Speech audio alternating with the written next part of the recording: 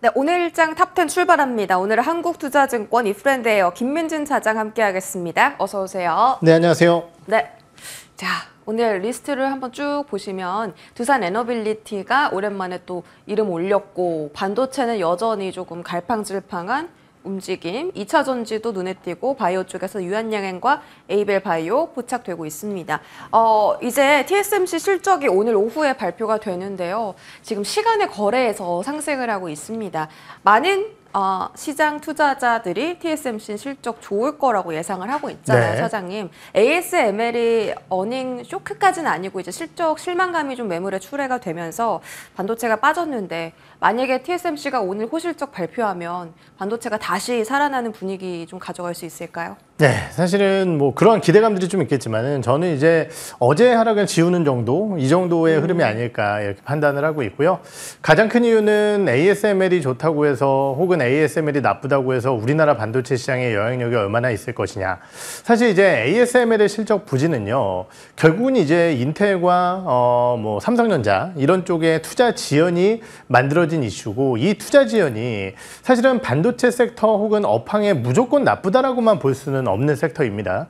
결국은 이제 그러한 부분들에 따라 투자가 지연이 된다라고 한다면은 오히려 양산되는 반도체 수량 자체는 뒤로 이연이 되고 반도체 가격이 높아지면서 결국은 이제 기업들의 실적은 좋아질 수 있는, 이윤이 좋아질 수 있는 부분들이 만들어질 수 있기 때문에 ASML의 이슈라고 좀 판단을 하고 있거든요. 그리고 이제 이번에 오늘 실적 발표를 하게 될 TSMC도 마찬가지입니다. 지금 뭐 일각에서는 40% 가까운 매출의 상승 지금 전망을 하고 있지만은 결국은 이제 TSMC가 좋다라고 해서 우리나라 기업들에게 영향이 있을까를 생각해보면 별로 없다라는 거죠. 다만 왜 회복을 예상하느냐? 아까도 말씀드렸듯이 ASML 이슈에 따른 전반적인 반도체 업종군들에 대한 조정이 나타났기 때문에 TSMC 쪽에서 좋은 실적을 만들어주게 된다라고 한다면은 이러한 부분 쪽으로서의 전일 하락에 대한 회복 정도는 가능하다라고 판단을 하고 있는 상황이고요.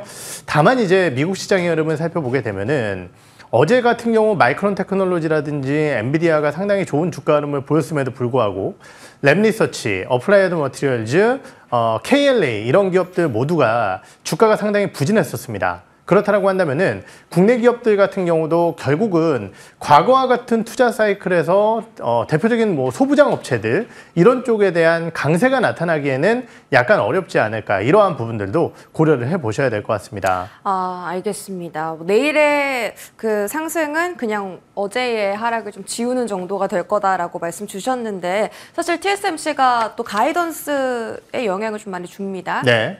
우리 국내 주식들이 가이던스 영향 많이 받는데 지금 매출 성장 가이던스가 연간 전망으로 20% 상향인데 이거보다 잘 나와야 될 것 같고, 그렇겠죠. 설비 투자 규모도 300에서 320억 달러면 괜찮은 거예요? 투자자들이 만족할 만한 규모인가요? 이거 네. 죄송해요. 아니에요. 이거보다 네. 만약에 컨센이 좀 가이던스가 잘 안 나오면 우선 뭐 절대적으로는 사실 설비 투자 규모 가이던스, 뭐 컨센서스라는 것이 결국은 이제 중장기적인 반도체 섹터에 대한 전략들을 판단할 수 있고, 특히 TSMC의 이러한 설비 투자의 컨센은요, 결국은 AI의 성장과 맞닿아 있다는 측면에서 봤을 때 결국은 이제 TSMC가 조금 안 좋은 설비 투자 가이던스를 제시를 하게 되면은 결국은 이제 AI 관련주들에 대한 주가는 좀 떨어질 가능성이 있다고 판단을 합니다.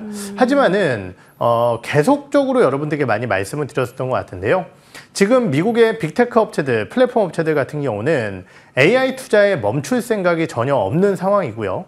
그러한 부분 쪽에서 지금 뭐 엔비디아라든지 이런 기업들의 주요 신제품까지 모두 다 완판이 됐다는 소식, 이런 것들을 고려해 보게 된다라고 한다면은 TSMC의 투자 가이던스가 줄어들 가능성은 높지 않다라고 판단을 하고 있습니다. 그렇기 때문에 이 부분 자체는 사실 지금부터 걱정할 필요는 없지 않을까 이렇게 판단을 하고 있고, 절대적으로는 뭐 매출 가이던스나 아니면 이익 가이던스 살펴보셔야 될 것 같은데요. 이쪽도 크게 나쁘지 않을 가능성이 높다라고 판단을 하기 때문에 뭐 이러한 부분들에 따른 반도체에 대한 일부 회복력은 조심스럽게 한번 기대를 해보도록 하겠습니다. 하지만 그 상승의 폭이나 탄력이 뭐 그렇게 크지는 않을 거다라고 보시는 거죠? 그렇게 판단하는 이유는 뭐냐면요, 결국은 이제 여러 차례 말씀드렸듯이 삼성전자라는 기업의 외국인의 수급이 결국 주가의 결정 변수다라고 말씀을 드렸었던 것 같은데, 지금 이제 중기적으로 봤을 때 49%에서 56% 중반까지 올라왔었던 삼성전자의 지분율, 외국인 지분율이 지금 이제 53%대 초반까지 빠지는 모습을 보였어요.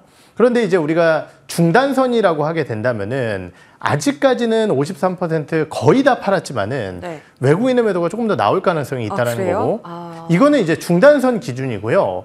만약 외국인들이 삼성전자의 회복력에 의심을 하게 된다라고 한다면은 중단선이 아니라 중단선 밑에까지도 주식을 팔 수 있다라는 거죠. 네. 그렇기 때문에 삼성전자라든지 이러한 반도체 섹터의 원활한 반등과 회복력을 확인하기 위해서는 지긋지긋하게 나오고 있는 이 외국인들의 매도가 좀 멈추는 시점이 확인이 되어야 되지 않을까 이렇게 판단을 하고 있습니다. 네, 삼성전자 말씀 주셔서 저희가 이 표를 좀 준비했는데요. 지금 제목이 삼성전자 26일 연속 역대 최장 순매도세거든요. 근데 오늘도 삼성전자를 매도하니까 이제 27거래일 연속이 되겠죠. 그간에 역대 매도 랠리를 이어간 것 중에 가장 깁니다. 2024년 9월 3일부터 지금 오늘까지 이렇게 좀 매도가 길어지고 있는데요. 외국인 수급이 중요하다고 하셨잖아요. 네. 지금 외국인 따라서 좀 삼성전자에서 빠져나와야 하는 건지 아니면 뭐 역사적 저밸류다라고 말이 많은데 사야 되는 건지. 예, 사실 삼성전자에 대해서는 이런 말씀을 드렸어요. 저도 이제 지금까지 뭐 삼성전자의 저점 밸류라고 할 수 있는 뭐 PBR 밸류 1.1배 선 그리고 정말 큰 문제가 생겼을 때 그것을 하회하지만은 지금 사실은 경제 상황으로 봤을 때 그러한 뭔가 이제 리스크 요인들이 발생되지 않는다라고 한다면은 삼성전자의 주가는 과거 평균 기준으로 봤을 때는 저점 부근에 있는 것이 맞습니다. 그런데 우리가 변화하는 시장의 흐름 속에서 달라진 삼성전자의 밸류를 생각하게 되면은 이 1.1배라는 저점이 혹은 이제 1배 수준까지 내려온 PBR이 과연 저점인지에 대한 의심을 한번 해봐야 될 것 같거든요. 이게 무슨 얘기냐면은 결국은 이제 이 디램 3사 혹은 메모리라고 할 수 있는 반도체 시장이라는 것은 결국은 2005년, 6년 대만 업체들의 공격적인 물량 증가 그리고 이러한 부분들에 따라 뭐 2007년, 8년 뭐 엘피다라든지 아니면은 2010년도 초반 일본 기업들 몇 개 이런 것들이 무너지기 시작을 하면서 지금 3개의 과점 체제로 확실하게 굳어졌습니다. 그리고 이 3개사로 변하게 되면서 사실은 사이클에 따라서 실적이 좋을 때는 굉장히 높은 실적들을 만들어냈었다는 거죠. 그런데 이제 문제는 뭐냐면은 지금 이제 레거시 반도체라고 할 수 있는 주요 과거 반도체들을 중국 쪽에서 생산을 좀 많이 하고 있는 상황입니다. 이런 것들의 우려는 사실은 이제 작년 말 연초에도 일부 나오긴 했었지만은 이번 3분기 실적과 함께 중국 몇몇 개 기업들의 디램 물량 증가에 대해서 상당히 우려를 하고 있는 상황이고 실제적으로 이제 모 기업 같은 경우는 지금 3배 가까이 물량이 늘어났다라고 하거든요. 근데 이것이 왜 삼성전자에 문제가 되냐면은 SK하이닉스 같은 경우는 뭐 여러 차례 말씀드렸듯이 서버용이라든지 DDR5 혹은 지금 얘기하고 있는 HBM을 통해서 그 물량에 대한 부진을 이겨낼 수 있는 체력이 갖춰졌습니다. 그런데 삼성전자 같은 경우는 아직까지 모바일 위주의 좀 이 저용량 반도체 수요도 상당히 회사의 실적에 영향을 끼치기 때문에 과거 3개사가 아니라 이거 중국의 로컬 업체까지 들어오는 거 아니냐 이런 우려감이 생길 수 있고요. 네. 그렇다라고 한다면은 과연 15년 뭐 혹은 좀 길게 봤을 때는 17년간 좋았었던 삼성전자의 저점 밸류에이션이 과연 확실히 믿을 만한 것인가에 대한 우려감이 생길 수 있다는 거죠. 개인적인 투자 관점으로 봤을 때는 현 시점에서는 삼성전자를 조금씩 매수해야 되는 구간이라고 생각을 하고 있습니다. 네. 6만 원 밑에서는. 하지만은 공격적인 매수 전략을 말씀드리지 않는 가장 큰 이유는 이러한 밸류에이션의 하락 가능성이 있기 때문이다라는 점 말씀을 드리겠고 결국 이것을 이겨낼 수 있는 것은요. 네. 삼성전자가 HBM과 같은 AI 쪽에서 뭔가 이벤트를 터트려주는 것 이것이 가장 중요하다 이렇게 말씀을 드려야 될 것 같습니다. 알겠습니다. 삼성전자 역사적 밸류 하단까지 왔다라고 이야기 나오지만 그 하단이 진짜 거기가 맞나라는 의문을 좀 가져야 한다고 하셨고 그래도 가격적 메리트가 있기 때문에 매수는 괜찮지만 공격적인 매수는 피하자. 그럼 공격적인 매수는 역대급 실적을 예고하고 있는 SK하이닉스 쪽에서 좀 해보면 어떨까요? 사실 이제 반도체 사이클이 좀 제한적이다라고 한다면은 네. 사실 SK하이닉스도 뭐 시가총액이 충분히 불어난 기업이기 때문에 국내 시장의 시장 상황과 또 연결해 보게 된다라고 한다면 사실 그렇게 공격적인 매수를 가져가 생각하기에는 부담감이 있다라고 판단을 해요. 그런 상황이기 때문에 사실은 조금 더 작은 기업 쪽에서 포커스를 맞춰야 되지 않을까 이런 판단이 들고, SK하이닉스 나쁘다라는 것은 아닙니다. 두 개의 IDM을 비교해 본다라고 한다면 당연히 SK하이닉스 쪽이 조금 더 선전하고 좋은 모습을 보일 가능성은 훨씬 크다라고 생각을 하고 있고요. 그러한 부분 쪽에서 소부장에 대한 투자 전략이 제한적이다라고 말씀을 드렸지만은 아마 이제 지난 시간에 나와서 파크 시스템즈 한번 말씀을 드렸었던 것 같은데요. 결국은 이러한 전방 산업이 커지는 시장 속에서 사업을 영위하는 기업들, 이런 기업들은 대안이 될 수 있지 않을까 이렇게 생각을 하고 있습니다. 네, 좋습니다. 역시 하이닉스도 공격적 매수는 되지 조금 피하자라고 말씀 주셨고요. 자, 어제 난리가 난 이야기입니다. 하나정밀기계에서 하이닉스향 그 TC 본더를 만드는데 퀄테스트 탈락했다 이 얘기 나오면서 시효 하한가를 갔는데 네. 또 정밀기계의 그 측에서는 사실과 다른 내용이다. 여전히 좀 준비하고 있다. 검증 진행 중이다라고 했거든요. 이 얘기가 나오면서 하나 인더스트리얼 솔루션즈는 급락을 하고 있고, 지금 반대로 한미반도체는 또 오늘 실적까지 잘 나왔어요. 네, 컨센 맞아요. 상회하는 실적을 내놓고, 그러면은 이 하나정밀 그 물량을 일단은 한미반도체가 다 갖고 가겠구나라는 안도감 때문에 주가가 오르다가 또 떨어져요. 네.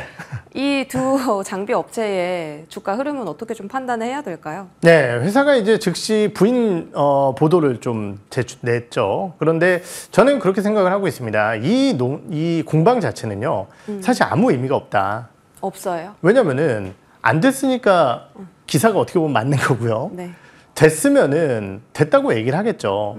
우리가 이런 거예요. 예전에 이제 삼성전자가 HBM에 대한 전략적인 부분, 그리고 이제 시점 상황을 얘기를 하면서 우리가 뭐 상반기 내에 HBM3 그리고 3분기까지 HBM3E 혹은 이것에 대한 퀄 통과, 그리고 연내 양산, 이 얘기를 했단 말이에요. 그런데 9월 달이 마무리되는 시점까지 삼성전자는 얘기를 하지 않았습니다.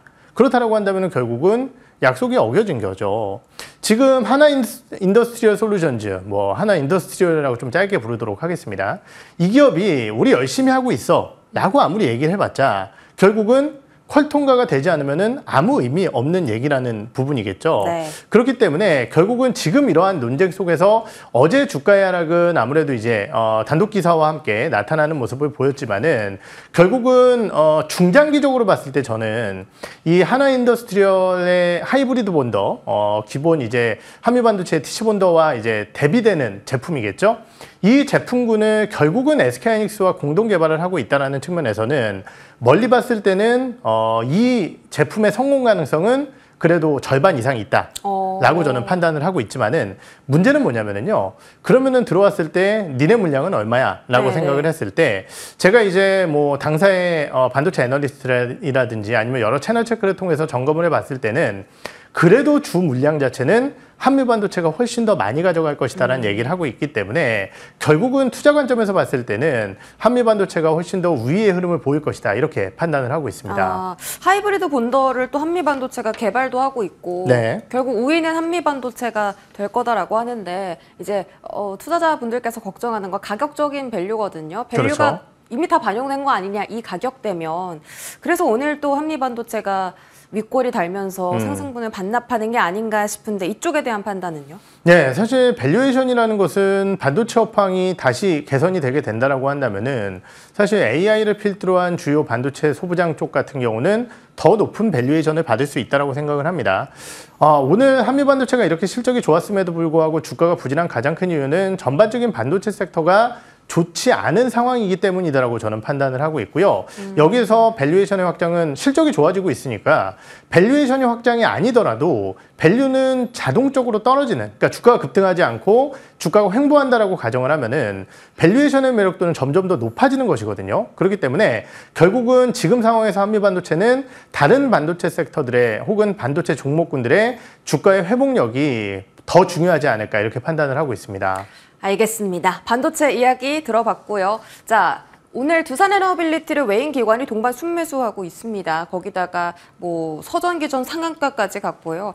어제 아마존 SMR 개발 계약 체결했다는 소식이 나왔고 도미니언 에너지 등 세 곳에 투자했다. 근데 그 중에 하나 엑스에너지 지분을 두산 에너빌리티가 가지고 있습니다. 그리고 원자로 그 공급도 한다는데 그럼 뭐 직결적인 수혜주라고 볼 수 있겠고요. 뭐 아마존뿐만이 아니라 구글 그리고 올해 초중반에는 또 MS까지 네. SMR 관련 이야기가 나왔잖아요.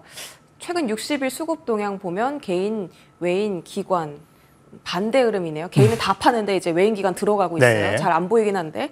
자, 이런 흐름을 봤을 때 외국인을 따라서 이제 원전에 한번 시선을 돌려보면 어떨까 하는데요. 네, 우선 에너지 쪽에 투자 전략을 세우신 분들이라고 한다면은 적은 비중이나마 원전을 가져가는 것은 나쁘지 않다라는 투자 의견을 예전부터 드렸었던 것 같은데 왜 큰 비중을 못 가져가느냐. 결국은 이제 지금까지 원전이 어떻게 보면 수십 년 동안 원전 발전소가 운영이 됐지만은 사실 이 시장에 대한 성장의 트리거를 가져갈 만한 뭔가의 요인이 상당히 부족했었다라고 판단이 듭니다.